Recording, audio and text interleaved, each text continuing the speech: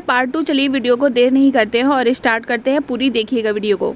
निम्न में से जो मानव को सबसे अधिक प्रभावित करता है वो क्या है? वंश परंपरा, वातावरण, दोनों या दोनों ही नहीं? मानव को सबसे अधिक प्रभावित कौन करता है आपको बताना है, ठीक है। वंश परंपरा और वातावरण या दोनों, कौन सा होगा राइट आंसर? तो इसका राइट आंसर हो जाएगा दोनों। भाई वंश परंपरा तो प्रभावित करती ही है क्योंकि उसको अपने जैसे जीन्स होते हैं तो वो चलते रहते हैं, जैसे उसके पापा हैं तो उसके उनके भी लक्षण कुछ ना कुछ बच्चे के अंदर दिखाई देते हैं, ठीक है। अब जैसे वातावरण है तो वातावरण का भी प्रभाव बच्चों पर पड़ता है, वो समाज में जाता है, समाज से सीखता है, व्यक्तियों से मिलता है तो अलग अलग तरह के गुण कौशल सीखता है, तो इन सभी का प्रभाव क्या होता है? मानव पर पड़ता है। तो राइट आंसर हो जाएगा ऑप्शन नंबर सी। पैतृक गुणों के हस्तांतरण के सिद्धांतों को स्पष्ट किया है। किसने पैतृक गुणों के हस्तांतरण का सिद्धांत दिया है ये बताना है आपको। तो ये दिया है मेंडल ने, ठीक है। मेंडल जी ने दिया है पैतृक गुणों के हस्तांतरण का सिद्धांत। निम्न में से कौन मनोवैज्ञानिक नहीं है? स्कीनर, हल, वॉटसन या जॉन डीवी? कौन है जो मनोवैज्ञानिक नहीं है इनमें से? ये बहुत ज्यादा इंपॉर्टेंट क्वेश्चन है, ठीक है। कौन सा है जो मनोवैज्ञानिक नहीं है? तो इसका राइट आंसर हो जाएगा जॉन डीवी। जॉन डीवी मनोवैज्ञानिक नहीं है, बाकी वॉटसन, हल और स्कीनर मनोवैज्ञानिक हैं। उत्तर बाल्यावस्था की विशेषता है। उत्तर बाल्यावस्था की विशेषता बतानी है आपको। आत्मनिर्भर होना, मित्र मंडली या समूह का निर्माण, स्वतंत्र होना या उपयुक्त सभी? तो उत्तर बाल्यावस्था में क्या होता है? बच्चा आत्मनिर्भर होने लगता है। समूह का निर्माण मतलब कि उसे घर से निकल के बाहर दोस्तों के साथ खेलना पसंद आता है। स्वतंत्र होना है, वो अपने आप से चीजें करने लगता है। तो ये सब किसकी विशेषताएं हैं? ये सब विशेषताएं हैं उत्तर बाल्यावस्था की। तो हमारा राइट आंसर हो जाएगा ऑप्शन नंबर डी। क्वेश्चन है व्यक्ति एवं बुद्धि में वंशानुक्रम की। वंशानुक्रम की भूमिका बतानी है आपको। व्यक्ति एवं बुद्धि में नाम मात्र की भूमिका होगी, महत्वपूर्ण भूमिका है, अपूर्वानुमेय भूमिका है या आकर्षक भूमिका है? अगर यहाँ पे लिखा होता व्यक्ति एवं बुद्धि में वंशानुक्रम तथा वातावरण की, तब तो हो जाता महत्वपूर्ण भूमिका है। लेकिन अगर यहाँ लिखा है व्यक्ति एवं बुद्धि में वंशानुक्रम की भूमिका, तो यहाँ पे राइट आंसर होगा नाम मात्र की भूमिका है, ठीक है। हो जाएगा व्यक्ति एवं बुद्धि में वंशानुक्रम की नाम मात्र की भूमिका है, ठीक है। तो राइट आंसर होगा ऑप्शन नंबर ए। बालक के सामाजिक विकास में सबसे महत्वपूर्ण कारक कौन सा है? बालक के सामाजिक विकास में जातिवाद, आनुवांशिकता, वातावरण या विद्यालय? सबसे महत्वपूर्ण कारक बताना है आपको। तो सबसे महत्वपूर्ण कारक क्या हो जाएगा? बालक के सामाजिक विकास में वातावरण का सबसे महत्वपूर्ण कारक होता है, ठीक है। अगर उसको हम पॉजिटिव वातावरण देंगे तो उसका सामाजिक विकास भी पॉजिटिव वे में होगा। अगर निगेटिव वातावरण है, जैसे कि वातावरण में बहुत ज्यादा अपराध होते हैं वहाँ पे, ठीक है, दंगे होते हैं, तो बच्चा भी वही सीखेगा। अगर वातावरण बहुत अच्छा है, सुगम है, तो बच्चे का सामाजिक विकास भी बहुत अच्छा होगा, ठीक है। तो वातावरण क्या हो जाएगा? राइट आंसर हो जाएगा। लड़कियों में बाहरी परिवर्तन किस अवस्था में होने लगते हैं? शैशवावस्था में, बाल्यावस्था में, किशोरावस्था में या प्रौढ़ावस्था में? तो लड़कियों में जो बाहरी परिवर्तन है वो आप सभी को पता चल गया होगा कि कौन सा राइट आंसर होगा। ये सभी लक्षण किसमें आते हैं? किशोरावस्था में आते हैं। तो राइट आंसर क्या हो जाएगा? किशोरावस्था। भाषा विकास के विभिन्न अंग कौन से हैं? अक्षर ज्ञान, सुनकर भाषा समझना, ध्वनि उत्पन्न करके भाषा उत्पन्न करना। तो भाषा विकास के विभिन्न अंग कौन से हैं? तो ये तीनों ही जो है भाषा विकास के विभिन्न अंग हो जाएंगे। अक्षर का ज्ञान होना, सुनकर भाषा समझना, ध्वनि उत्पन्न करके भाषा उत्पन्न करना, ये तीनों ही। तो ऑप्शन हो जाएगा डी। लैमार्क ने अध्ययन किया था स्कूल का, वातावरण का, समाज का या वंशानुक्रम का? तो लैमार्क ने किसका अध्ययन किया था? लैमार्क ने अध्ययन किया था वंशानुक्रम का, ठीक है। निम्नलिखित में से अवांछनीय संवेग है? प्रेम, दगा, घृणा और आश्चर्य। तो संवेग क्या? प्रेम है, घृणा है, आश्चर्य है, लेकिन ये जो दगा है ऐसा कोई संवेग नहीं है, ठीक है। और अभी तक आपने अगर मूल वृद्धि और संवेग नहीं पढ़े तो आप मेरे चैनल पे जाके मूल वृद्धि और संवेग पढ़ सकते हो। 14 संवेग वहां पे मैंने डिस्कस किए हैं और ये बहुत ज्यादा इंपॉर्टेंट है, अक्सर पेपर में पूछा जाता है, ठीक है। बालक के खेल के विकास को प्रभावित करते हैं। बालक के खेल के विकास को प्रभावित कौन करता है? शारीरिक स्वास्थ्य, वातावरण, खाली समय या उपयुक्त सभी?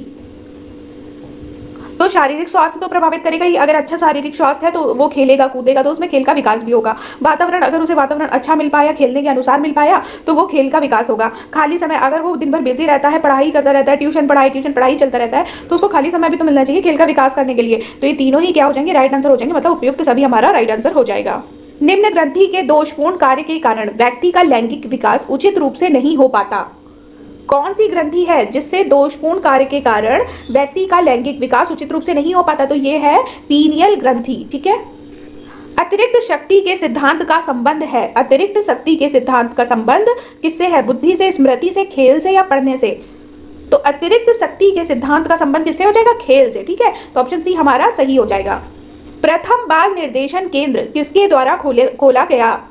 प्रथम बाल निर्देशन केंद्र किसके द्वारा खोला गया था? तो प्रथम बाल निर्देशन केंद्र खोला गया था विलियम हिली के द्वारा। तो option B is the right answer. संरचनात्मक अधिगम सिद्धांत जोड़ देता है, संरचनात्मक अधिगम सिद्धांत जोड़ देता है, किस पर जोड़ देता है? शिक्षक की तानाशाही भूमिका पर, विषय सामग्री के रहने पर, विद्यार्थियों द्वारा नवीन ज्ञान की संरचना पर या अनुकरण पर? तो शिक्षक की तानाशाही जैसा तो कोई भूमिका होनी ही नहीं चाहिए पहली बात। विषय सामग्री पर ही जोर नहीं दिया जा सकता, अनुकरण पर भी जोर नहीं दिया जा सकता। जोर किस में देना है? विद्यार्थियों द्वारा नवीन ज्ञान की संरचना पर। तो सी हो जाएगा राइट आंसर, ठीक है। क्रियात्मक अनुसंधान का उद्देश्य है, क्रियात्मक अनुसंधान का उद्देश्य नवीन ज्ञान की खोज, शैक्षिक एवं व्यवहार विज्ञान में परिवर्तन, विद्यालय तथा शैक्षिक प्रणाली में सुधार या उपरोक्त सभी। तो क्रियात्मक अनुसंधान का उद्देश्य हो जाएगा विद्यालय तथा शैक्षिक प्रणाली में सुधार, ऑप्शन सी हो जाएगा राइट आंसर। 257 क्वेश्चन है, क्रिस्टीना अपनी कक्षा को क्षेत्र भ्रमण पर ले जाती है और वापस आने पर अपने विद्यार्थियों के साथ भ्रमण पर चर्चा करती है। यहाँ किसकी ओर संकेत करता है? सीखने के लिए आकलन या आकलन के लिए सीखना, आकलन का सीखना या सीखने को आकलन? पहले वो बच्चों को क्या करा, उसने घुमाने के लिए ले गई और फिर घूम के आने के बाद उसने उस जहां पर वो घूमने गए थे उसमें चर्चा करी। तो ये किसकी ओर संकेत कर रहा है? सीखने के लिए आकलन कर रही है ना, वो बच्चों को सिखाने के लिए बच्चों का आकलन कर रही है। तो ए क्या हो जाएगा? राइट आंसर हो जाएगा। सबसे अधिक गहन और जटिल समाजीकरण होता है किशोरावस्था के दौरान, पूर्व बाल्यावस्था के दौरान, प्रौढ़ावस्था के दौरान या व्यक्ति के पूरे जीवन में। तो सबसे अधिक गहन और जटिल समाजीकरण किसमें होता है? जटिल समाजीकरण की अवस्था किसे बोला जाता है? जिसमें विद्यार्थी सामंजस्य नहीं बिठा पाता वातावरण के साथ। वो कौन सी अवस्था है? वो है किशोरावस्था की अवस्था। मतलब कि सबसे अधिक गहन और जटिल समाजीकरण होता है किशोरावस्था के दौरान। क्वेश्चन है, सीखने का वह सिद्धांत जो पूर्ण रूप से और केवल अवलोकनीय व्यवहार पर आधारित है, सीखने के डैश सिद्धांत से संबंध रखता है। किस सिद्धांत से? सीखने का वह सिद्धांत जो पूर्ण रूप से और केवल अवलोकनीय व्यवहार पर आधारित है, वो किस सिद्धांत से संबंधित है? वो संबंधित है व्यवहारवादी से। और व्यवहारवाद के जनक पूछे जाते हैं तो वो भी मैं बता देती हूँ, जे.बी. वॉटसन जो है वो व्यवहारवाद के जनक है, ठीक है, जे.बी. वॉटसन। व्यक्तिगत विद्यार्थी एक दूसरे से डैश में भिन्न होते हैं, विकास की दर में, विकास क्रम में, विकास की समान क्षमता में, वृद्धि एवं विकास के सिद्धांत में। तो सबसे पहले जब आपको कंफ्यूजिंग लगे ऑप्शन तो ऑप्शन ही देखिए। वृद्धि एवं विकास के सिद्धांत हमेशा सेम रहते हैं सारे विद्यार्थियों में। विकास की सामान्य क्षमता भी, विकास का क्रम भी सेम रहता है। पहले शैशवावस्था आती है, फिर बाल्यावस्था, फिर किशोरावस्था, ठीक है।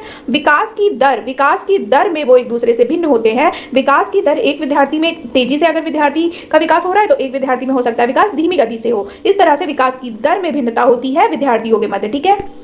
पियाजे के अनुसार संज्ञानात्मक बाल विकास की कितनी अवस्थाएं हैं? इंपॉर्टेंट क्वेश्चन है, ठीक है। पियाजे के अनुसार संज्ञानात्मक बाल विकास की कितनी अवस्थाएं हैं? तो पियाजे ने 4 अवस्थाएं दी हैं संज्ञानात्मक विकास की।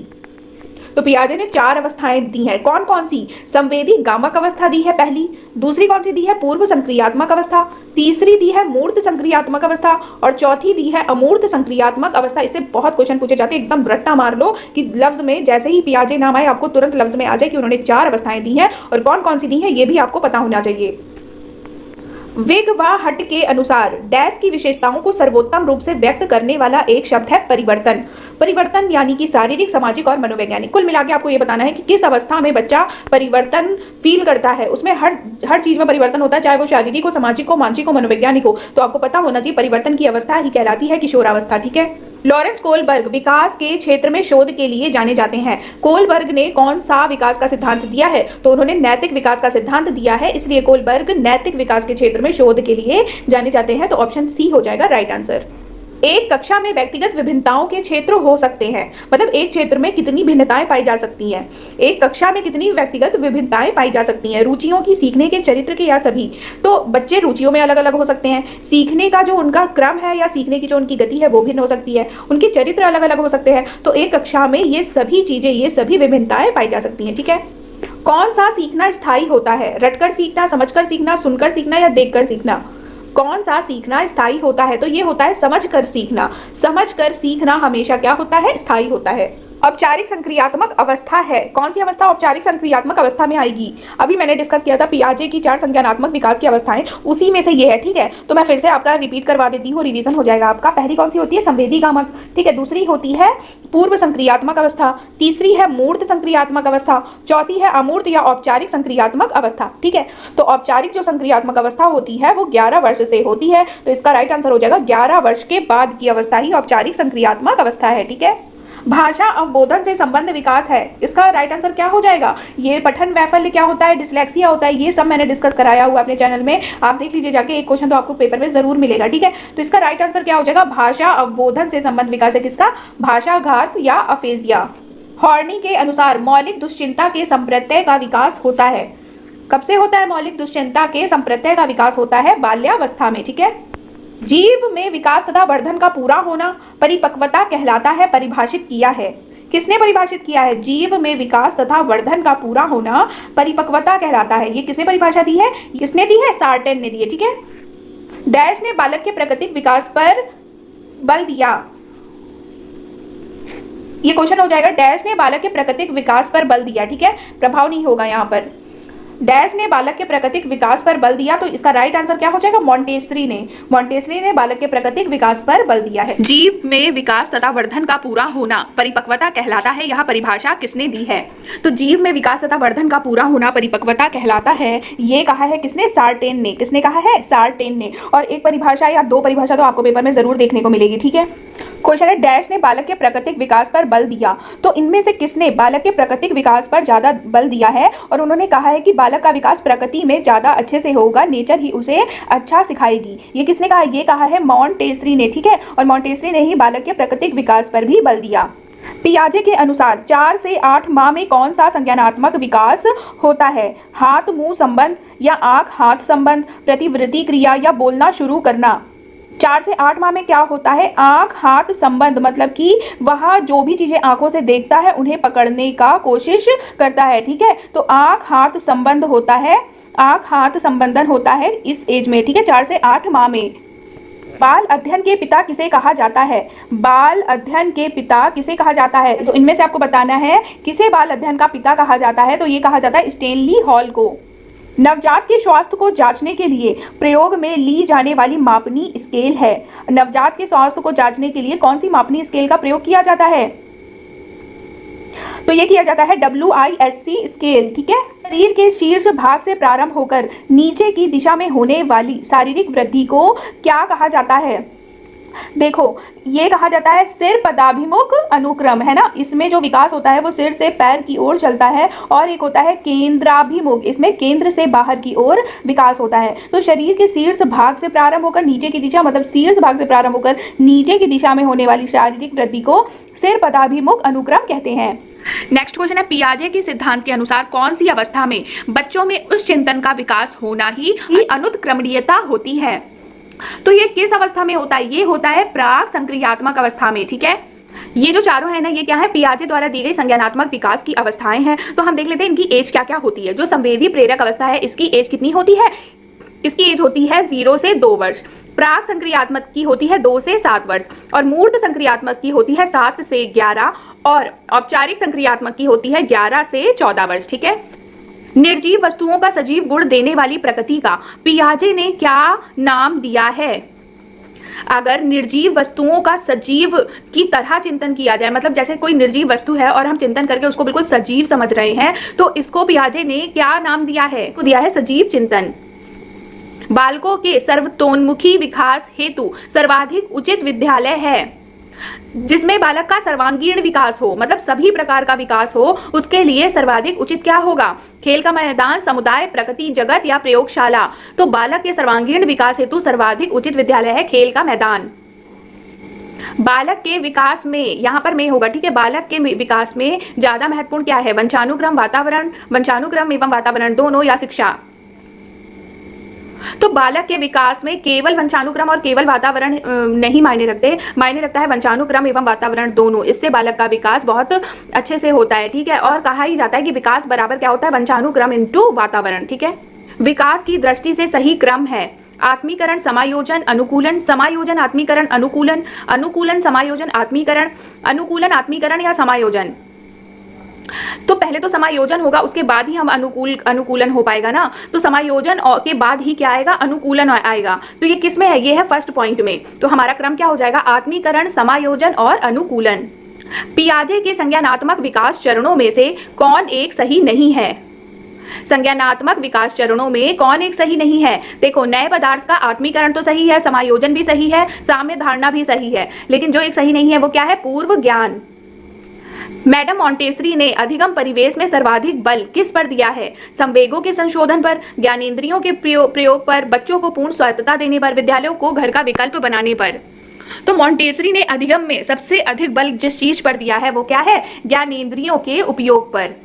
पियाजे के अनुसार मूर्त संक्रियाओं का स्तर किस अवधि में गठित होता है? अभी थोड़ी देर पहले ही मैंने पियाजे की चारों अवस्थाओं की एज बताई थी, तो उसमें से ये यही पूछ रहा है। जैसे जन्म से 2 वर्ष क्या होती है? संवेदी कामक होती है। 2 से 7 वर्ष क्या होती है? पूर्व संक्रियात्मक होती है। 7 से 11 होती है मूर्त संक्रियात्मक, और 11 से 15 क्या होती है? अमूर्त संक्रियात्मक। तो इसका राइट आंसर क्या हो जाएगा? सी, 7 से 11 वर्ष। किसी बालक के मानसिक रूप से अस्वस्थ होने का कारण है? क्या कारण हो सकता है मानसिक रूप से अस्वस्थ होने का? परिवार का वातावरण, कक्षा का वातावरण, पास पड़ोस का वातावरण, या उपरोक्त सभी? मानसिक रूप से स्वस्थ बच्चा तभी होगा जब उसके परिवार का वातावरण भी अच्छा हो, कक्षा का वातावरण भी अच्छा हो, और पास पड़ोस का भी वातावरण अच्छा हो। अगर इन तीनों का वातावरण अच्छा नहीं है तो मानसिक रूप से वो अस्वस्थ होगा। तो इसका राइट आंसर क्या हो जाएगा? उपरोक्त सभी।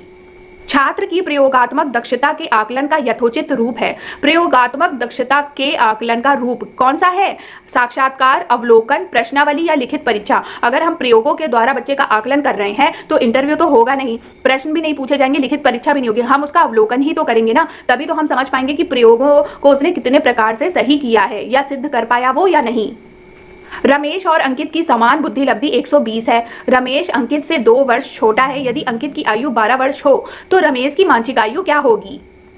रमेश और अंकित की समान बुद्धि लब्धि है, ये तो वो बोल रहा है, ठीक है। तो आप सभी को फॉर्मूला पता होगा, बुद्धि लब्धि बराबर मानसिक आयु अपॉन वास्तविक आयु इंटू 100, ठीक है। तो रमेश की हमें क्या निकालनी है? मानसिक आयु निकालनी है। तो सबसे पहले हम बुद्धि लब्धि की जगह रखेंगे 120 बराबर, ठीक है। और रमेश की मानसिक आयु निकालनी है। मानसिक आयु तो हमें निकालनी है, हमें पता नहीं है। और अंकित की आयु क्या है? 12 वर्ष है। और अंकित जो रमेश है वो अंकित से 2 वर्ष छोटा है। तो अंकित की आयु अगर 12 वर्ष है तो रमेश की आयु कितनी होगी? 10 वर्ष होगी। इंटू करेंगे 100, ठीक है। तो अब हमने कटपिट कर लिया, तो आंसर क्या आ जाएगा? 12 वर्ष। तो रमेश की मानसिक आयु कितनी है? 12 वर्ष। इसका आंसर होगा 12 वर्ष। सीखने की परिघटना में कौन आवश्यक घटक नहीं है? सीखने की परिघटना में कौन आवश्यक घटक नहीं है? अधिगमकर्ता, आंतरिक व्यवस्था, प्रेरक, या शिक्षक? तो देखो, अधिगमकर्ता इंपॉर्टेंट है, आंतरिक व्यवस्था भी इंपॉर्टेंट है, प्रेरक भी इंपॉर्टेंट है। अगर प्रेरणा ही नहीं दी जाएगी बच्चों को तो बच्चा सीखने में इंटरेस्ट ही नहीं लेगा। तो आवश्यक घटक कौन सा नहीं है? शिक्षक। क्यों? बिना शिक्षक के क्या वो समाज में नहीं सीखता है? ऐसा तो बोलेंगे नहीं कि शिक्षक ही जरूरी है, परिवार में नहीं सीखता है, तो शिक्षक हो जाएगा, आवश्यक घटक नहीं है, ठीक है। निम्नलिखित में से कौन सा सिद्धांत यह दर्शाता है कि अपेक्षित व्यवहार के सन्निकट सकारात्मक प्रतिक्रिया तथा पुनर्बलन के फलस्वरूप व्यवहारात्मक विकास किया जा सकता है? ये कौन सा सिद्धांत दर्शाता है? ये दर्शाता है ऑपरेट अनुबंधन, ठीक है। कौन सा सिद्धांत दर्शाता है? ऑपरेट अनुबंधन, यानी कि ऑपरेट कंडीशनिंग। और ये ऑपरेट अनुबंधन जो है ये किसने दिया है? ये दिया है स्कीनर ने, ठीक है। किसने दिया है? स्कीनर ने ये दिया है। माता पिता से वंशजों में स्थानांतरित होने वाले लक्षणों को कहा जाता है? क्या कहा जाता है? माता पिता से जो हमें लक्षण मिलते हैं उन्हें क्या कहा जाता है? क्या पर्यावरण कहा जाता है, जीन कहा जाता है, या आनुवांशिकता कहा जाता है? तो उन्हें कहा जाता है आनुवांशिकता। बुद्धि का कौन सा सिद्धांत सामान्य बुद्धि जी और विशिष्ट बुद्धि एस की उपस्थिति का समर्थन करता है? तो जो स्पीयरमैन है उन्होंने द्विखंडी सिद्धांत दिया है, उसी के प्रकार है जी और विशिष्ट बुद्धि एस, ठीक है। तो ये किसका समर्थन कर रहा है? स्पीयरमैन के द्विखंड सिद्धांत का। और अगर आप इसको डिटेल में देखना चाहते हो तो कल मैंने एक टॉप 100 MCQ की वीडियो डिस्कस की थी, तो वो आप देख सकते हो, ठीक है। व्यक्तित्व स्थायी समायोजन है। व्यक्तित्व स्थायी समायोजन है पर्यावरण के साथ, जीवन के साथ, प्रकृति के साथ, या ये सभी? तो व्यक्तित्व स्थायी समायोजन पर्यावरण के साथ भी है, जीवन के साथ भी, प्रकृति के साथ भी, मतलब कि ये सभी हो जाएगा राइट आंसर। शर्म तथा गर्व जैसी भावना का विकास किस अवस्था में होता है? तो शर्म तथा गर्व जैसी भावना का विकास होता है बाल्यावस्था में। शैशवावस्था की मुख्य विशेषता नहीं है। सीखने की प्रक्रिया में तीव्रता, जिज्ञासा की प्रवृत्ति, चिंतन प्रक्रिया, अनुकरण द्वारा सीखने की प्रक्रिया। आपको समझ ही आ गया होगा। देखो, सीखने की प्रक्रिया में तीव्रता होती है शैशवावस्था में, जिज्ञासा की प्रवृत्ति भी होती है शैशवावस्था में, अनुकरण द्वारा मतलब वो किसी को भी देखता है तो उस चीज को दोहराने की कोशिश करता है, ये भी होता है शैशवावस्था में। लेकिन ये जो चिंतन प्रक्रिया है ये नहीं होती शैशवावस्था में, तो मतलब शैशवावस्था की ये विशेषता नहीं है। किसी विद्यार्थी का सबसे महत्वपूर्ण विशेषता है, किसी विद्यार्थी की सबसे महत्वपूर्ण विशेषता कौन सी होगी? दायित्व, ईमानदारी, सहभागिता, या आज्ञाकारिता? देखो, विद्यार्थी की बात कही जा रही है तो विद्यार्थी की सबसे महत्वपूर्ण विशेषता होगी आज्ञाकारिता, ठीक है। किस स्तर के बच्चे अपने समकक्षी वर्ग के सक्रिय सदस्य बन जाते हैं? तो देखो, बाल्यावस्था में तो बच्चा खेलता है, ठीक है, बाहर निकलता है, खेलना चालू करता है समाज में बच्चों के साथ, तो वो इतना नहीं कि लड़के के साथ खेलना है, लड़कियों के साथ खेलना है, वो सबके साथ खेलता है। लेकिन किशोरावस्था एक ऐसी अवस्था है जिसमें क्या वो अपने ही एज ग्रुप के साथ हो गए और अपने कक्षा वर्ग के हो गए, या अगर लड़का है तो वो लड़कों से ही दोस्ती करेगा, इस तरह के सक्रिय सदस्य बन जाते हैं। किस एज में? ये बनते हैं किशोरावस्था में, ठीक है।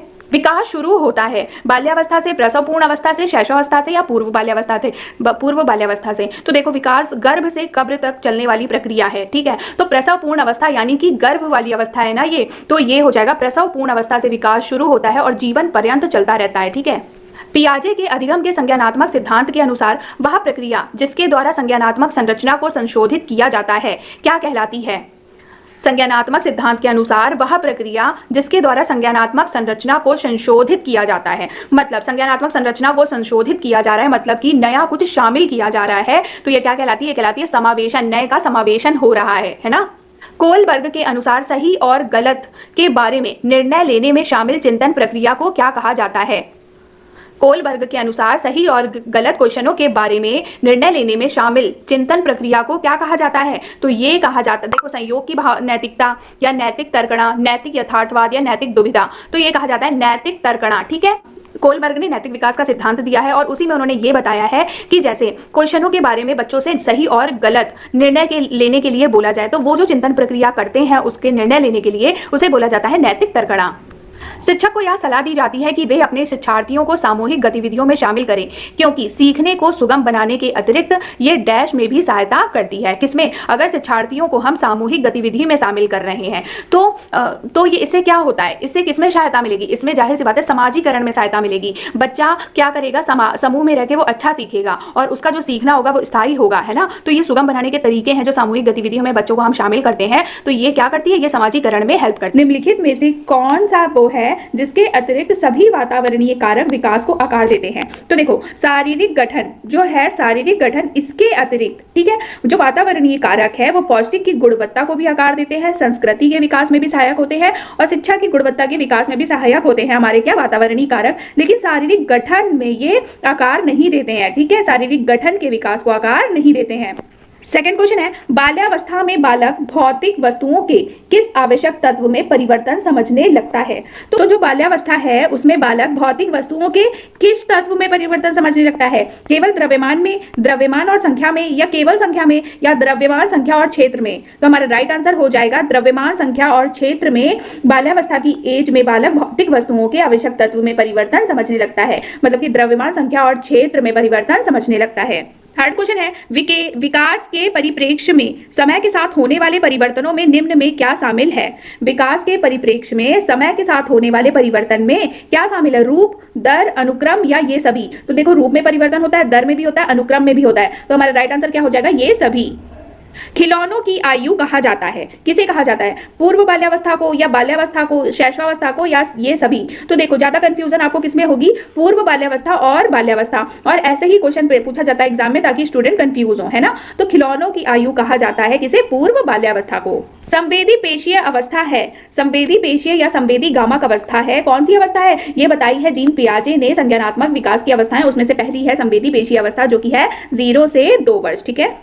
बच्चों के संज्ञानात्मक विकास को सबसे अच्छे तरीके से कहाँ परिभाषित किया जा सकता है? जो बच्चों का संज्ञानात्मक विकास है वो अच्छे तरीके से कहाँ परिभाषित हो सकता है? खेल के मैदान में, या विद्यालय एवं कक्षा में, गृह में, या ऑडिटोरियम में? तो सबसे अच्छी तरीके से परिभाषित किया जा सकता है ये खेल के मैदान में, ठीक है। खेल के मैदान में बच्चों का संज्ञानात्मक विकास बहुत अच्छे तरीके से हो सकता है। निम्न में से कौन पियाजे के अनुसार बौद्धिक विकास का निर्धारक तत्व नहीं है? तो आपको बताना है पियाजे के अनुसार बौद्धिक विकास का निर्धारक तत्व नहीं है, तो इसके लिए आपको पता होना चाहिए कि भौतिक विकास के निर्धारक तत्व कौन कौन से हैं, ठीक है। तो देखो अनुभव है, संतुलीकरण है, लेकिन ये जो सामाजिक संचरण है ये बौद्धिक विकास का निर्धारक तत्व नहीं है, ठीक है। ऐसा कौन कहते हैं? ऐसा पियाजे ने माना है। निम्नलिखित में से किस अवस्था में बच्चे अपने समवयस्क समूह के सक्रिय सदस्य हो जाते हैं? समवयस्क सदस्य मतलब सेम एज ग्रुप के सदस्य हो जाते हैं। सेम एज ग्रुप समूह है, सेम एज का समूह है, तो किसमें सेम एज का समूह है और वो उस समूह के सक्रिय सदस्य हो जाते हैं। किस एज में ऐसा होता है? किशोरावस्था में, ठीक है। विकास कभी ना समाप्त होने वाली प्रक्रिया है, यह विचार किससे संबंधित है? अंतः संबंध का सिद्धांत, निरंतरता का सिद्धांत, एकीकरण का सिद्धांत, या अंतः क्रिया का सिद्धांत? तो समझ में आ ही गया होगा विकास कभी ना समाप्त होने वाली प्रक्रिया है, यानी कि विकास निरंतर चलने वाली प्रक्रिया है। तो ये कौन सा सिद्धांत है? ये है निरंतरता का सिद्धांत, ठीक है। बच्चों में बौद्धिक विकास की 4 विशिष्ट अवस्थाओं की पहचान की गई है। बौद्धिक विकास की 4 विशिष्ट अवस्थाएं यानी कि संज्ञानात्मक विकास की 4 अवस्थाएं जो हैं वो किसने दी हैं? वो दी हैं जीन पियाजे ने, है ना। कौन कौन सी हैं वो भी मैं बता देती हूँ। संवेदी गामक अवस्था, पूर्व संक्रियात्मक अवस्था, मूर्त संक्रियात्मक अवस्था, और चौथी है अमूर्त या औपचारिक संक्रियात्मक अवस्था, ठीक है। पियाजे के अनुसार निम्नलिखित में से कौन सी अवस्था है जिसमें बच्चे अमूर्त संकल्पनाओं के विषय में तार्किक चिंतन करना प्रारंभ कर देता है? कौन सी अवस्था है जिसमें बच्चा अमूर्त संकल्पनाओं के विषय में तार्किक चिंतन करने लगता है? तो आपको समझ में ही आ गया होगा, अमूर्त संक्रियात्मक अवस्था जो चौथी वाली है उनकी पियाजे ने 4 दी है। कौन कौन सी? पहली तो है संवेदीगामक अवस्था, ठीक है, दूसरी है पूर्व संक्रियात्मक अवस्था, तीसरी है मूर्त संक्रियात्मक अवस्था और चौथी है अमूर्त या औपचारिक संक्रियात्मक अवस्था। तो हमारा राइट आंसर हो जाएगा ऑप्शन नंबर बी, ठीक है। और इसी अवस्था में बच्चा अमूर्त संकल्पनाओं के विषय में तार्किक चिंतन करने लगता है। निम्न कक्षाओं में खेल विधि आधारित है, किस सिद्धांत पर आधारित है? शारीरिक शिक्षा कार्यक्रमों के सिद्धांत पर, शिक्षण की विधियों के आधार पर, विकास एवं वृद्धि के मनोवैज्ञानिक सिद्धांत पर या शिक्षण के सामाजिक सिद्धांतों पर। देखो, निम्न कक्षाओं में खेल विधि पूछी है तो ये शारीरिक शिक्षा कार्यक्रमों के सिद्धांत के आधार पर तो है नहीं, शिक्षण की विधियां भी नहीं है, शिक्षण के सामाजिक स्तर पर भी नहीं है। ये किसमें है? ये है विकास एवं वृद्धि के मनोवैज्ञानिक सिद्धांत पर, यानी कि ऑप्शन नंबर 3 क्या है? सही हो जाएगा। वह अवस्था जब बच्चा तार्किक रूप से वस्तुओं व घटनाओं के विषय में चिंतन प्रारंभ कर देता है। देखो, तार्किक रूप से पूछा है ना, तार्किक रूप से वस्तुओं व घटनाओं के विषय में चिंतन प्रारंभ कर देता है, तो वो कौन सी अवस्था होगी?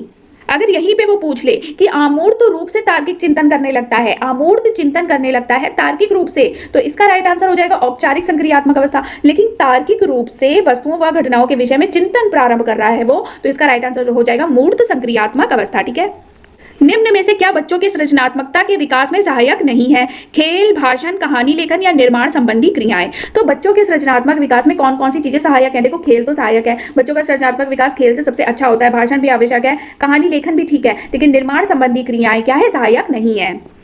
बालकों की सोच अमूर्तता की अपेक्षा मूर्त अनुभवों एवं प्रत्ययों से होती है। यह कौन सी अवस्था है? तो यह कौन सी अवस्था हो जाएगी? बालकों की सोच अमूर्तता की अपेक्षा मूर्त अनुभवों एवं प्रत्ययों से होती है, तो यह हो जाएगी 7 से 12 वर्ष, ठीक है।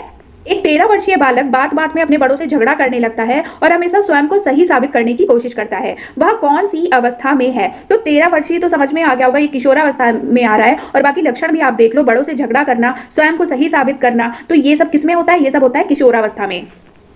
वह विचारात्मक प्रक्रिया जिसमें नूतन, वास्तविक तथा उपयोगी अवधारणाओं का प्रस्तुतिकरण निहित हो, क्या कहा जाता है?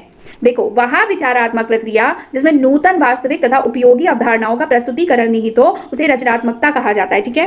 पियाजे के अनुसार संज्ञानात्मक विकास के किस चरण पर बच्चा वस्तु स्थायित्व को प्रदर्शित करता है? ये मोस्ट इंपॉर्टेंट क्वेश्चन है, बहुत पूछा जाता है कि किस एज में बच्चा वस्तु स्थायित्व को प्रदर्शित करता है। तो ये कौन सी एज होगी? दूसरी वाली, पहली है संवेदी वर्ग, दूसरी है पूर्व संक्रियात्मक चरण। इस चरण में बच्चा वस्तु स्थायित्व को प्रदर्शित करता है, ठीक है।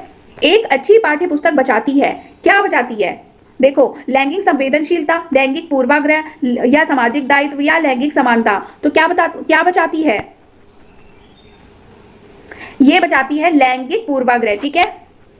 सीमा हर पाठ को बहुत जल्दी सीख लेती है, जबकि लीना उसे सीखने में बहुत ज्यादा समय लेती है। यह विकास के किस सिद्धांत को दर्शाता है? तो देखो, सीमा अगर जल्दी सीख रही है, लीना क्या कर रही है? ज्यादा समय ले रही है। तो इन दोनों में जो सीखने की प्रक्रिया हो रही है उनमें क्या है? भिन्नता है ना, व्यक्तिगत भिन्नता है उनमें। तो ये किसमें आएगा? ये आएगा व्यक्तिगत सिद्धांत में, ठीक है। एक व्यक्ति अपने समकक्ष व्यक्तियों के समूह के प्रति आक्रामक व्यवहार करता है और विद्यालय के मानदंडों को नहीं मानता। इस विद्यार्थी को डैश में सहायता की आवश्यकता है। किसमें सहायता की जानी चाहिए? उसको सहायता की जानी चाहिए भावात्मक क्षेत्र में। वो भावात्मक रूप से कमजोर है ना, तभी उसे भावात्मक क्षेत्र में सहायता की आवश्यकता है। बहुबुद्धि सिद्धांत के अनुसार सभी प्रकार के पशुओं, खनिजों और पेड़ पौधों को पहचाने और वर्गीकृत करने की योग्यता क्या कहलाती है? तो देखो, पशुओं, खनिजों, पेड़ पौधों को पहचानने और वर्गीकृत करने की योग्यता क्या कहलाती है? ये कहलाती है संज्ञानात्मक गतिविधि, ठीक है। मनोगतिक नहीं होगा, मनोवैज्ञानिक भी नहीं होगा और भावात्मक भी नहीं होगा, ये होगा संज्ञानात्मक गतिविधि हो रही है। ये तब मानसिक प्रक्रिया हो रही है, तभी तो वो खनिजों को, पशुओं को, पेड़ पौधों को पहचान पा रहा है और वर्गीकृत कर पा रहा है। तो ये मानसिक गतिविधि का पार्ट है। तो क्या हो जाएगा आंसर? संज्ञानात्मक गतिविधि।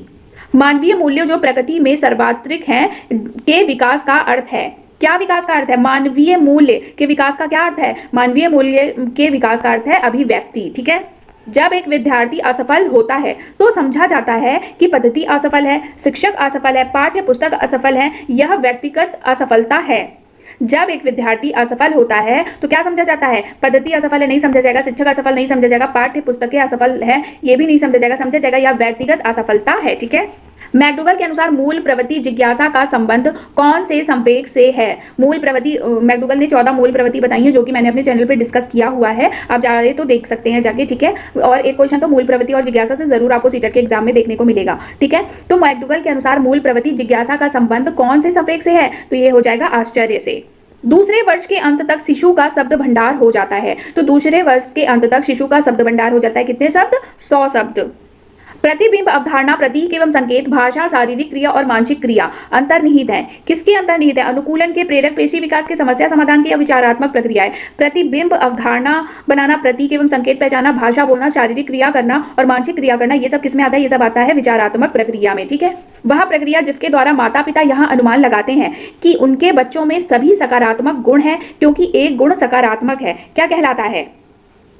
वह प्रक्रिया जिसके द्वारा माता पिता यह अनुमान लगाते हैं कि उनके बच्चे में सभी सकारात्मक गुण हैं क्योंकि एक गुण सकारात्मक है, ठीक है। तो क्या कहलाता है? देखो, एक बच्चे में क्या है? एक गुण है जो सकारात्मक है, लेकिन उसके माता पिता मानते हैं कि मेरे बच्चे में सभी गुण सकारात्मक है। तो ये क्या कहलाएगा? ये कहलाएगा परिवेश का प्रभाव, ठीक है। निम्नलिखित में से कौन सा असतत चर का उदाहरण नहीं है? असतत चर का उदाहरण कौन सा नहीं है? तो देखो, आवासीय स्थान तो है, वैवाहिक भी है, लिंग भी है, लेकिन ये जो आयु है ये असतत चर का उदाहरण नहीं है। क्वेश्चन है, कक्षा नायक द्वारा प्रयुक्त मूल्यांकन का प्रकार अनुदेशन के समय सीखने के विकास में किया जाता है कहलाता है। कक्षा नायक द्वारा जो मूल्यांकन किया जाता है सीखने के समय वो क्या कहलाता है? वो कहलाता है फॉर्मेटिव मूल्यांकन, ठीक है। और फॉर्मेटिव मूल्यांकन क्या होता है, क्यों किया जाता है, तो ये सब इसकी जानकारी मैं आज अपने चैनल पे दे दूंगी, ठीक है। तो मेरे चैनल से बने रहिएगा और जिन्होंने भी सब्सक्राइब नहीं किया है चैनल को वो सब्सक्राइब कर लीजिएगा, ठीक है। सेकंड क्वेश्चन है, निम्नलिखित में से कौन सी संस्था सामाजिक परंपराओं के हस्तांतरण में सबसे अधिक योगदान करती है? तो सामाजिक परंपराओं के हस्तांतरण में सबसे ज्यादा किसका योगदान है बच्चे के विकास में? तो वो है परिवार, है ना। सबसे पहले बच्चा परिवार में ही तो शामिल होता है, और परिवार क्या होती है? परिवार बच्चे की प्रथम पाठशाला होती है ना। बालक में अपराधी प्रवृत्ति के विकसित होने का मुख्य कारण क्या है? बालक में अपराधी प्रवृत्ति के विकसित होने का मुख्य कारण क्या है? परिवार का वातावरण, अनुशासनहीनता, आर्थिक अभाव या दोषपूर्ण पाठ्यक्रम। तो देखो, परिवार का वातावरण ही है बालक में अपराधी प्रवृत्ति के विकसित होने का मुख्य कारण, क्योंकि बच्चा सबसे पहले परिवार में जाता है, परिवार में वो जैसा जैसा देखता है वैसा ही करने का वो प्रयास करता है और सीखता है ना। आत्मसम्मान की भावना का लक्षण डैश प्रकट करती है? आत्मसम्मान की भावना का लक्षण कौन सी अवस्था प्रकट करती है? तो ये प्रकट करती है किशोरावस्था, यानी कि हमारा सी आंसर सही हो जाएगा। बालक में तर्क की क्षमता विकसित करने के लिए आप क्या करोगे? सूचना खोजी प्रश्न पूछोगे, प्रस्तुत पाठ पर पुनरावृत्ति के प्रश्न पूछेंगे, संदर्भ बदलते हुए प्रश्न पूछोगे या पूर्व ज्ञान पर प्रश्न पूछोगे? तो अगर हम बालक में तर्क की क्षमता विकसित करना चाहते हैं तो संदर्भ बदलते हुए प्रश्न पूछेंगे, ठीक है। बालकों में संज्ञान विकास की भिन्नता होती है, क्योंकि संज्ञान विकास की भिन्नता क्यों होती है बालकों में? उनमें अंतरंग योग्यताएं भिन्न भिन्न होती हैं, प्रशिक्षण के अवसरों की भिन्नता होती है, या प्राकृतिक पर्यावरण का भिन्न अनुभव होता है, आयु व स्वास्थ्य में असमानता होती है। तो देखो, बालकों में संज्ञान विकास की जो भिन्नताएं होती हैं वो किस कारण होती हैं? उनमें अंतरंग योजनाएं क्या होती हैं? भिन्न भिन्न होती हैं। इस कारण सभी बालकों में संज्ञान का विकास भिन्न भिन्न तरीके से होता है। मनोविज्ञान में सामाजिक विकास से क्या अभिप्राय है? सामाजिक विकास से क्या अभिप्राय है मनोविज्ञान में? समाज में प्रतिष्ठित स्थान बनाना, दूसरों के साथ अच्छे संबंधों का विकास, सामाजिक समूह बनाना या उपरोक्त सभी। तो देखो, सामाजिक विकास से क्या अभिप्राय है ये पूछा है, तो सबसे अच्छा ऑप्शन क्या है? दूसरों के साथ अच्छे संबंध बनाना ही सामाजिक विकास के अंतर्गत आता है, ठीक है। छात्र का वह सोपान जबकि यह सर्वाधिक रूप से संवेगों से घिरा रहता है। कब छात्र संवेगों से घिरा रहता है ज्यादातर? तो वो होता है किशोरावस्था, और किशोरावस्था को ही तनाव एवं तूफान की अवस्था कहा है। किसने कहा है ये आप मुझे कमेंट करके बताओगे कि किशोरावस्था को तनाव एवं तूफान की अवस्था किसने कहा है। बालकों का सर्वाधिक उचित काल कौन सा होता है? जब वे विस्फोट और तनाव में होते हैं। ये अभी मैंने बताया आपको, है ना। जब ज्यादातर तनाव में होते हैं वो कौन सा काल है? वो है किशोरावस्था। किशोरावस्था को तनाव एवं तूफान की अवस्था कहा जाता है। निम्न में से किसने बच्चों में वस्तु स्थैर्य के विकास को समझने में सहायता की? तो किसने बच्चों में वस्तु स्थैर्य के विकास को समझने में सहायता की? वो कौन थे? पियाजे थे, फस्टिंगर थे, एरिक्सन थे या बेलॉक थे? तो वो थे पियाजे, ठीक है। कौन सी विधि उपागम में समान प्रयोज्यों का मापन उनके विकास की विभिन्न अवस्थाओं पर लिया जाता है? किस उपागम में ऐसा होता है कि बच्चों की विकास की विभिन्न अवस्थाओं का मापन किया जाता है? जीवन लेखन विधि में या समकालीन अध्ययन विधि में, दीर्घकालीन अध्ययन विधि में या समाज विधि में? तो ये किया जाता है दीर्घकालीन अध्ययन विधि में, ठीक है। पियाजे के अनुसार एक 8 वर्ष का बालक कर सकता है? क्या कर सकता है? संरक्षणात्मक समस्याएं सीखना, अमूर्त नियम निर्मित कर समस्या हल करना, समस्या पर परिकल्पनात्मक रूप से सोचना, उच्च स्तरीय समस्या का हल करना। तो ये जो 3 चीजें हैं ना, ये जो होती हैं, ये कब होती हैं? ये अमूर्त संक्रियात्मक अवस्था में होती हैं, ठीक है, वो जो कि होती है 11 से 14 वर्ष। तो हमसे पूछा है 1-8 वर्ष का बालक क्या कर सकता है, तो ये हो जाएगा संरक्षणात्मक समस्याएं सीखना, ठीक है। कौन से सिद्धांत में बाल्यकाल के अनुभव के विकासात्मक आयाम पर बल दिया गया है? कौन से सिद्धांत में कहा गया है कि बाल्यकाल के अनुभव के विकासात्मक आयाम पर होते हैं? ये किसमें कहा है? ये कहा है मनोविश्लेषणवाद में। और आपको ये भी बताना है कि मनोविश्लेषणवाद के जनक कौन है। देखो मुझे तो पता है, मैं बता दूंगी तुरंत, लेकिन आपको तो रिमाइंड होना चाहिए। मैं आपसे जब मैंने कल 100 जो क्वेश्चन की मैंने वीडियो डाली थी, उसमें भी मैंने ये डिस्कस किया था कि मनोविश्लेषणवाद के जनक कौन है। तो आपको बताना है कमेंट करके कि कौन है जनक इनके। क्वेश्चन है, प्राथमिक आवश्यकताओं को डैश आवश्यकता से भी जाना जाता है। तो प्राथमिक आवश्यकताओं को और किस आवश्यकता के नाम से जाना जाता है? तो ये हो जाएगा दैहिक आवश्यकता से भी जाना जाता है, ठीक है। माता की आवाज का नवजात के व्यवहार पर प्रभाव का प्रयोग किसने किया है? माता की आवाज का नवजात के व्यवहार पर प्रभाव का प्रयोग किसने किया है? तो ये किया है टर्मन ने। बालक विकास का जीन पियाजे के सिद्धांत का आधार है। कौन सा सिद्धांत दिया है जीन पियाजे ने? क्या मनोविश्लेषण सिद्धांत दिया है, नैतिक विकास दिया है, मनोसामाजिक सिद्धांत दिया है, या संज्ञानात्मक विकास दिया है? तो मैं लाइन से बता देती हूँ। मनोविश्लेषण विकास किसका है? सिगमंड फ्रायड का है। नैतिक विकास किसने दिया है? नैतिक विकास का सिद्धांत दिया है कोहलर ने। मनोसामाजिक सिद्धांत दिया है एरिक एरिक्सन ने। और संज्ञानात्मक विकास दिया है जीन पियाजे ने। तो हमारा राइट आंसर हो जाएगा ऑप्शन नंबर डी। प्रत्यक्षात्मक व संवेगिक गतिक गामक दक्षता परीक्षण हेतु आरंभ में किसने विधि का निर्माण किया? तो सबसे पहले संवेगिक गतिक गामक दक्षता परीक्षण हेतु किसने विधि का निर्माण किया था? तो ये किया था मॉन्टेसरी ने, है ना।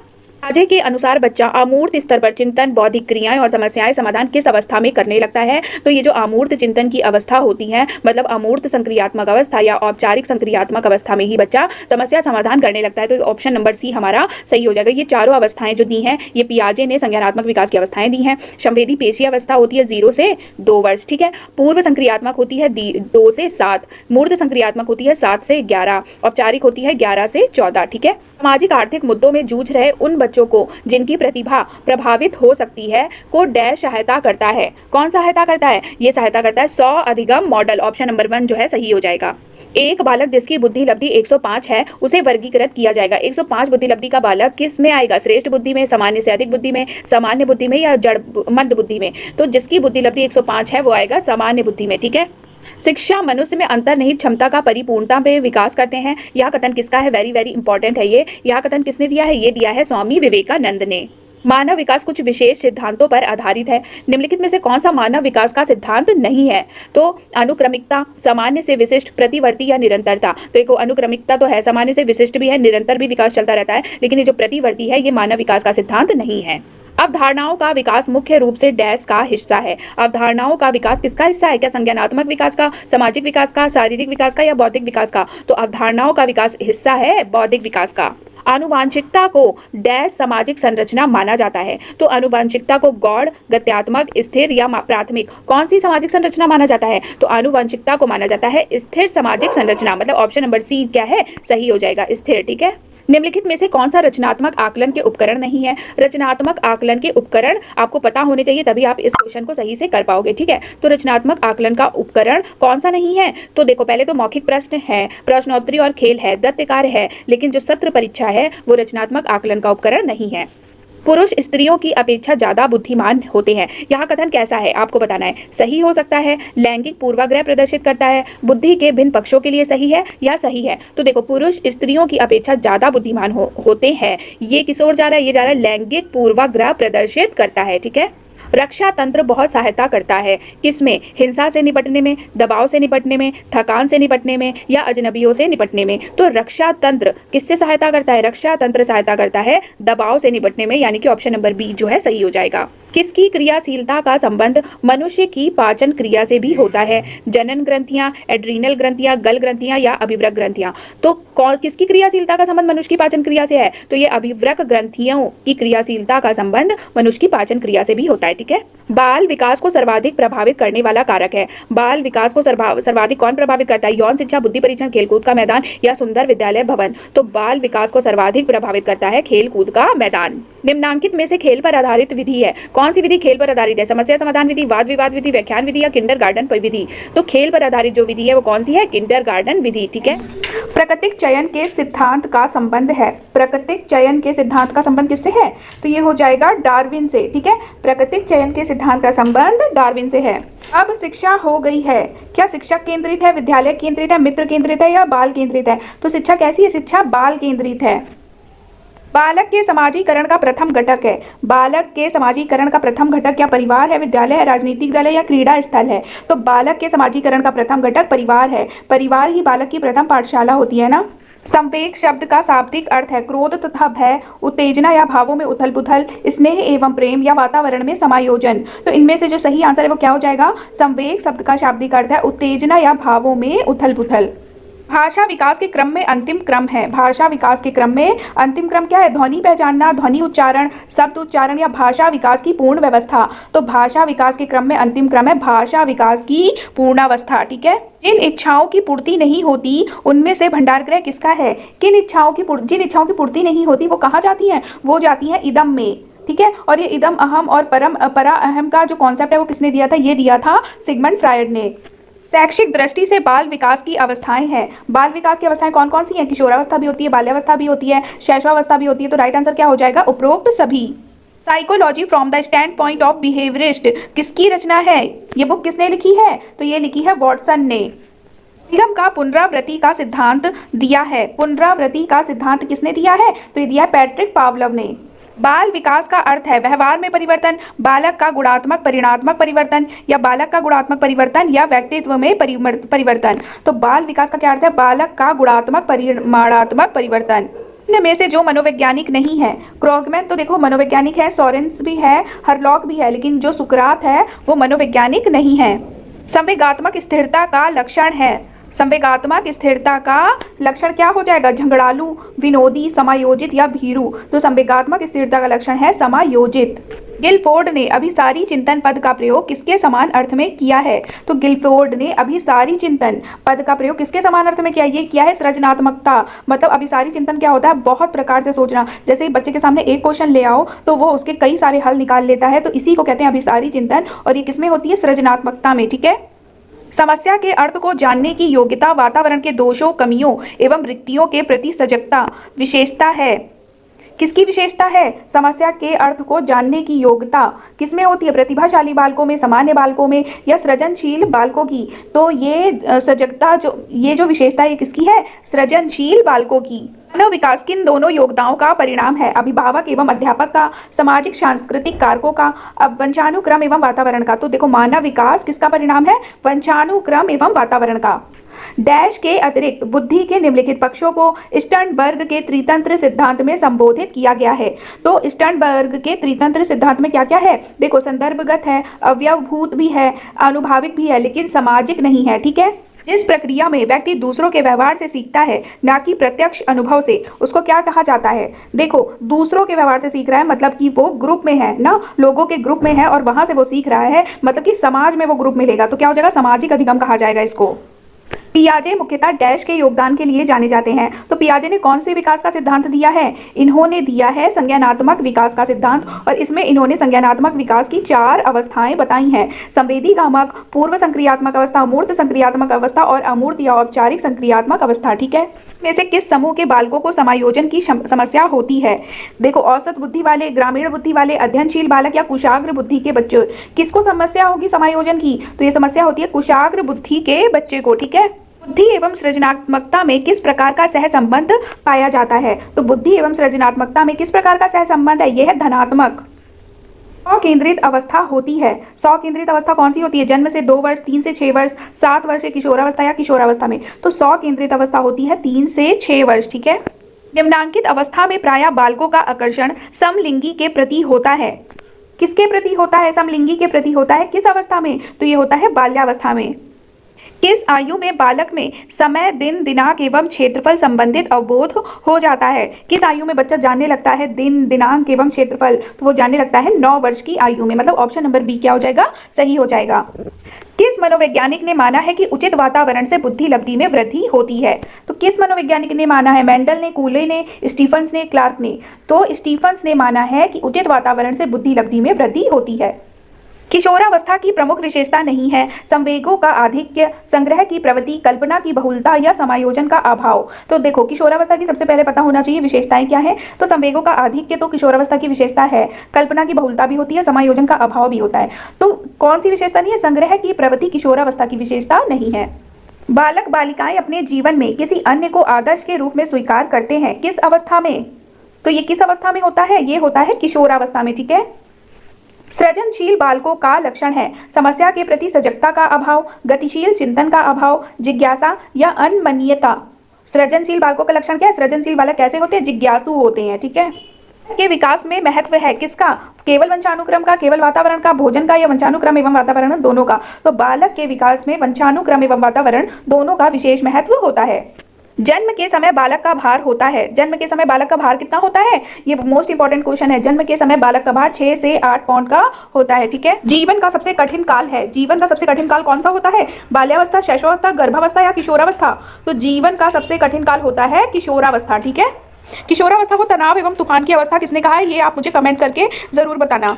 शैशवावस्था में किस ग्रंथि के प्रभाव के कारण बालिकाएं अपने पिता के प्रति श्रद्धा का भाव रखती हैं?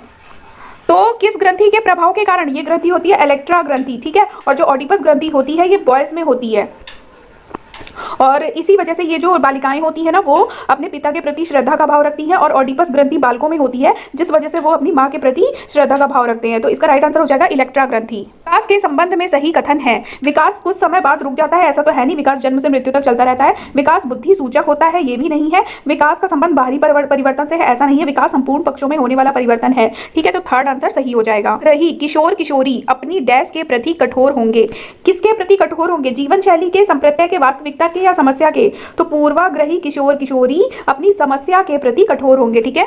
एक सशक्त विद्यालय अपने शिक्षकों में निम्नलिखित योग्यताओं में से सर्वाधिक बढ़ावा देता है।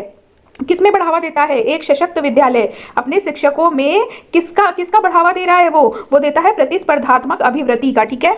सफल समावेशन को निम्नलिखित की आवश्यकता होती है सिवाय पृथक्करण की, अभिभावकों की भागीदारी की, संवेदनशील बनाना या क्षमता संवर्धन। तो देखो, सफल समावेशन में किसकी आवश्यकता होती है? पहले आप ये जान लो, अभिभावकों की भागीदारी की आवश्यकता होती है, संवेदनशील बनाना भी होता है, क्षमता संवर्धन भी होता है, लेकिन पृथक्करण नहीं होता, ठीक है। किशोर डैश का अनुभव कर सकते हैं बचपन के अपराधों के प्रति डर का, आत्मसिद्धि का भाव, जीवन के बारे में परितृप्ति, दुश्चिंता और स्वयं से सरोकार। तो किशोर किसके प्रति अनुभव कर सकते हैं? किशोर कर सकते हैं दुश्चिंता और स्वयं से सरोकार। बच्चों का मूल्यांकन होना चाहिए बोर्ड परीक्षा द्वारा, सतत एवं व्यापक द्वारा, लिखित एवं मौखिक द्वारा या गृह परीक्षा द्वारा? तो बच्चों का मूल्यांकन होना चाहिए सतत एवं व्यापक परीक्षा द्वारा, यानी कि ऑप्शन नंबर बी जो है वो सही हो जाएगा, ठीक है। अवधारणाओं का विकास मुख्य रूप से हिस्सा है। अवधारणाओं का विकास मुख्य रूप से किसका हिस्सा है? बौद्धिक विकास का, शारीरिक विकास का, सामाजिक विकास का या संवेगात्मक विकास का? तो अवधारणाओं का विकास करना कहाँ से करते हैं हम? भाई बौद्धिक विकास ही तो है, बौद्धिक विकास का हिस्सा है ना अवधारणाओं का विकास। विकास किन दोनों के योगदानों का परिणाम है? वेरी वेरी इंपॉर्टेंट क्वेश्चन है ये। मानव विकास वंशानुक्रम एवं वातावरण के योगदानों का परिणाम है, ठीक है। ऑप्शन नंबर 3 जो है वो सही हो जाएगा। पियाजे के अनुसार निम्नलिखित में से कौन सी अवस्था है जिसमें बच्चा अमूर्त संकल्पनाओं के विषय में तार्किक चिंतन करना प्रारंभ कर देता है? तो देखो, अमूर्त संकल्पनाओं के विषय में तार्किक चिंतन वो प्रारंभ करता है 11 वर्ष के ऊपर, मतलब कि औपचारिक संक्रियात्मक अवस्था में, ठीक है। और ये जो चारों है ये पियाजे द्वारा दी गई संज्ञानात्मक विकास की अवस्थाएं हैं।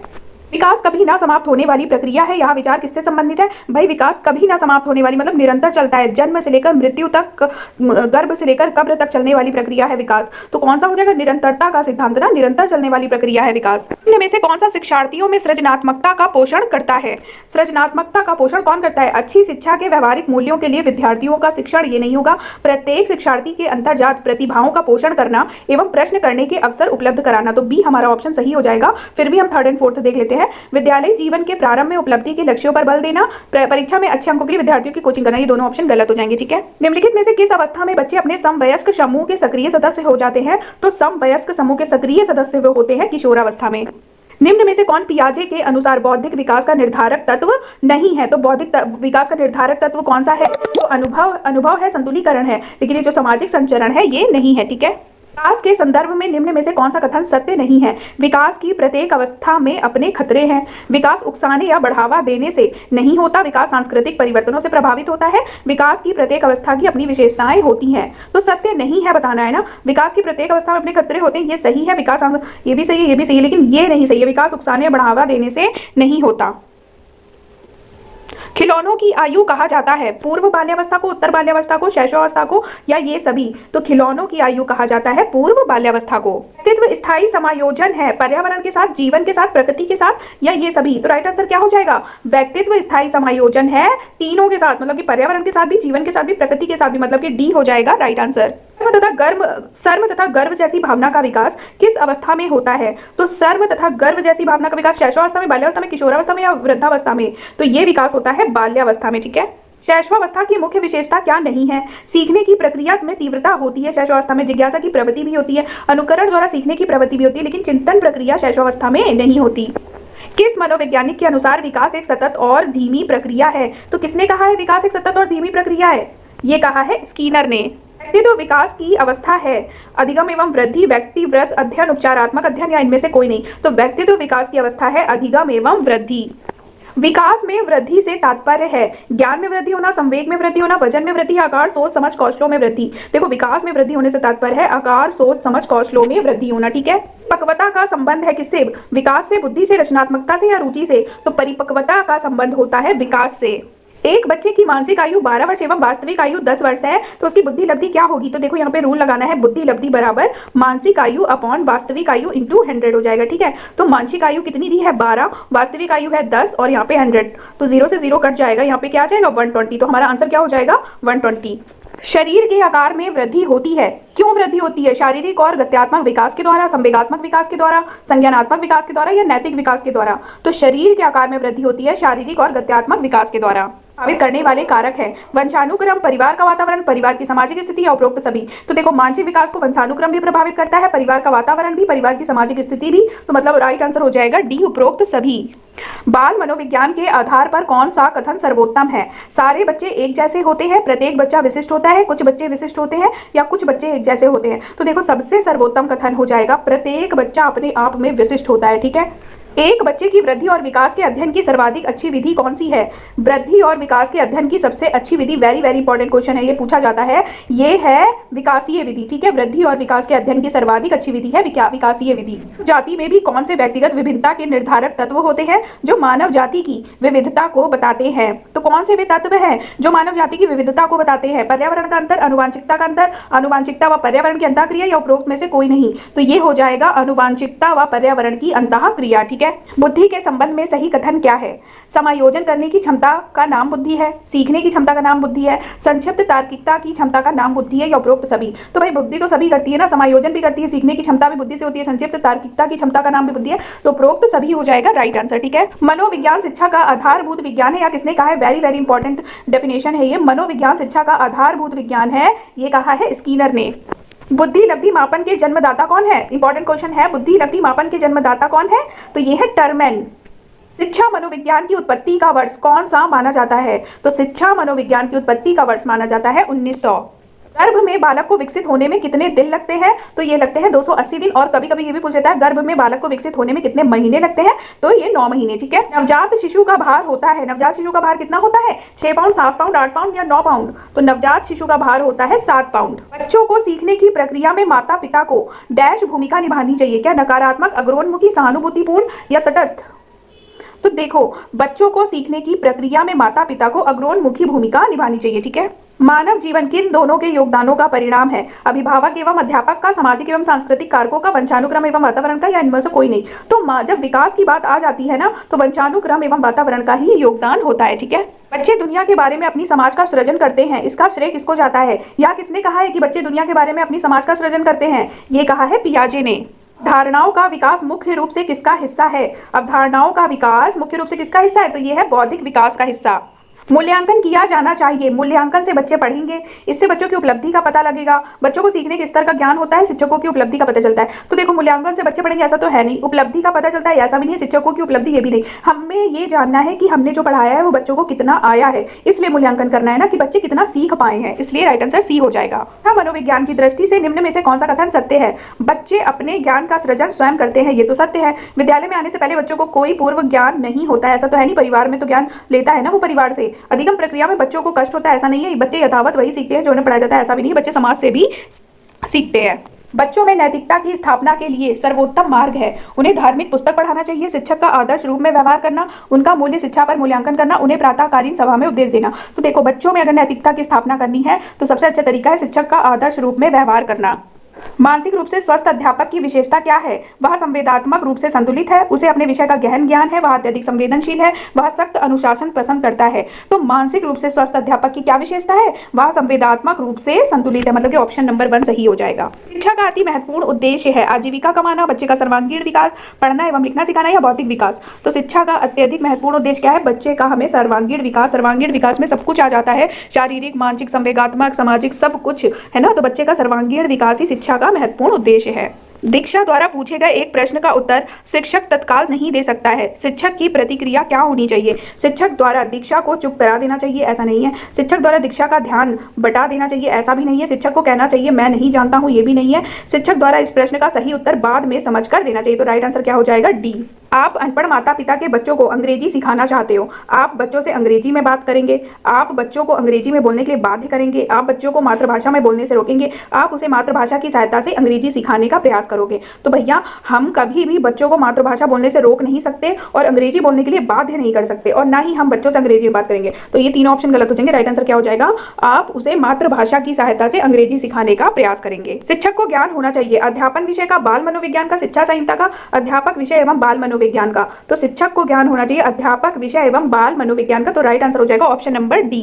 गार्डनर ने 7 बुद्धि का अधिमान निर्धारित किया, इसमें कौन सा नहीं है? 7 बुद्धि के प्रकार बताए हैं, कौन कौन से बताए हैं? तो 7 बुद्धि के प्रतिमान बताए हैं इन्होंने। तो उनमें से कौन सा नहीं? देखो, स्थानिक बुद्धि है, भावात्मक बुद्धि है, अंतर्वैयक्तिक बुद्धि है, लेकिन भावात्मक बुद्धि नहीं है। योगात्मक रणनीति की किस श्रेणी में महिलाएं निम्न में से संबंधित नहीं होती?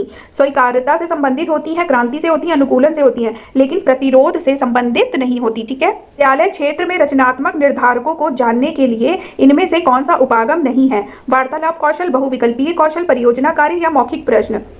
तो देखो, रचनात्मक निर्धारक जानना, अगर हम वार्तालाप करेंगे तो हम समझ जाएंगे कि बच्चा कैसे रचना करके अपने वाक्यों को बोल रहा है, तो ये तो सही है। परियोजना से भी समझेंगे, मौखिक प्रश्न से भी समझेंगे, बहुविकल्पीय प्रश्न से नहीं समझ पाएंगे क्योंकि वो एक वर्ड में आंसर दे देगा, तो उसके रचनात्मक होने का हमें परिणाम नहीं मिल पाएगा। ठीक है। यानी परीक्षा का मुख्य उद्देश्य है कक्षा में प्रदर्शन के दौरान सामान्यतः कमजोर क्षेत्र को चिन्हित करना, ऐसा नहीं है। उपचारात्मक कार्यक्रम के विशेष प्रकृति की आवश्यकता, ये भी नहीं। अकादमिक घटनाओं के कारणों का पता लगाना, छात्र की कठिनाइयों की विशेष प्रकृति को जानना। तो अकादमिक घटनाओं के कारणों का पता लगाना ही नैदानिक परीक्षा का मुख्य उद्देश्य है। ठीक है।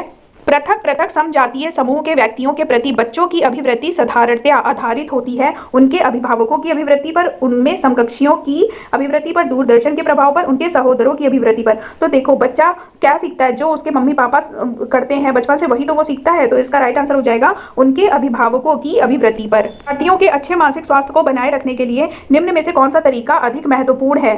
तो कौन सा तरीका अधिक महत्वपूर्ण है? सबसे अच्छा तरीका है अध्यापक की भूमिका एवं विद्यालयी वातावरण। ठीक है। इस प्रक्रिया में व्यक्ति दूसरों के परिवार को देखकर सीखता है, ना कि प्रत्यक्ष अनुभव से। उसको क्या कहा जाता है? देखो, जब बच्चा समाज में रहता है, दूसरे के परिवार को देखता है तो सीखता है, तो ये क्या होगा? ये सामाजिक अधिगम होगा। ऐसा सिद्धांत व्यक्त करता है कि मानव मस्तिष्क एक बर्फ की बड़ी चट्टान के समान है जो कि अधिकांशतः छिपी रहती है एवं उसमें चेतन के 3 स्तर हैं। किस सिद्धांत में है? यह है मनोविश्लेषणात्मक सिद्धांत में, और ये मनोविश्लेषणात्मक सिद्धांत किसने दिया है? सिगमंड फ्रायड ने दिया है। भारतीय समाज की बहुभाषिक विशेषता को डैश देखा जाना चाहिए। विद्यालय जीवन को समृद्ध बनाने के संसाधन के रूप में, विद्यालय को सीखने के लिए अभिप्रेरित करने हेतु, शिक्षक योग्यता की चुनौती के रूप में, ऐसा नहीं है। शिक्षार्थियों के लिए विद्यालय जीवन को एक जटिल अनुभव के रूप में बनाने के कारक के रूप में, ये भी नहीं। शिक्षण अधिगम प्रक्रिया के बाधक के रूप में, ये भी नहीं। तो ऑप्शन ए जो है वो सही हो जाएगा। ठीक है। सतत एवं व्यापक मूल्यांकन में व्यापक मूल्यांकन शब्दावली का तात्पर्य है सभी विषयों का मूल्यांकन, सह शैक्षिक क्षेत्र का मूल्यांकन, शैक्षिक एवं सह शैक्षिक क्षेत्र का मूल्यांकन या शैक्षिक क्षेत्र का मूल्यांकन।